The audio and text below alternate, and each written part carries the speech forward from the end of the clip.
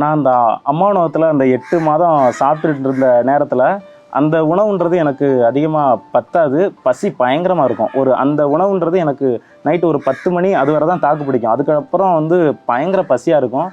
அந்த நேரத்தில் நானும் ஆனந்துன்னு சொல்லிட்டு ஒரு சாரு, அவருமே ரொம்பவும் கஷ்டப்பட்ட ஒரு பின்னணியில் இருந்தால் வந்து அவர் வந்து என்னோட காலேஜில் எனக்கு வார்டனாக இருந்தார்.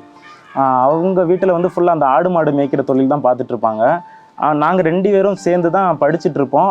பயங்கர பசியாக இருக்கும். 2 பேரும் சேர்ந்து தூத்துக்குடியில் உள்ள ஒரு ரயில்வே ஸ்டேஷன் இருக்கும், அந்த 2ஆம் கேட்டு பக்கத்தில்.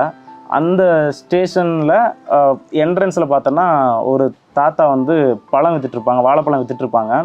அவங்களோட வியாபாரத்தை எல்லாம் முடிச்சுட்டு போக ஆல்மோஸ்ட் ஒரு 11 மணி ஆகும். அந்த நேரத்தில் நானும் அந்த ஆனந்தனும் அவர் இன்னைக்கு அவர் போலீஸாக இருக்கிறாரு. தூத்துக்குடி டிஸ்ட்ரிக்டில் அவரும் வந்து போலீஸாக இருக்கிறாரு. அங்கே போயிட்டு 2 பேருமே 11 மணிக்கு போயிட்டு வாழைப்பழம் சாப்பிட போவோம். அவங்க என்ன செய்வாங்க அப்படின்னா, நாங்கள் 2 பேரும் கஷ்டப்படுறத பார்த்துட்டு டெய்லி எங்கள்கிட்ட இருக்கிற ஒரு 5 ரூபாயோ 10 ரூபாயோ வாங்கிட்டு எங்களுக்கு நிறைய பழங்கள் கொடுப்பாங்க.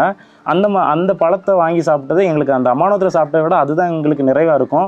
ஒரு கட்டத்தில் பார்த்தோன்னா திடீர்னு ஒரு நாள் அவர் வந்து அந்த இடத்துக்கு போனால் அவர் இல்லை. பார்த்தோன்னா அதில் கண்ணீரஞ்சலி போஸ்டர் தான் ஒட்டியிருந்தாங்க. உண்மையிலேயே பார்த்தோன்னா அவருக்கு நேரில் நான் வேலைக்கு வந்த உடனே முதல்ல போய் நன்றி சொல்லணும்னு நினச்சேன். பட்டு சொல்ல முடியலை. அவருக்கு கண்டிப்பாக நான் நன்றி சொல்லிக்கிறேன்.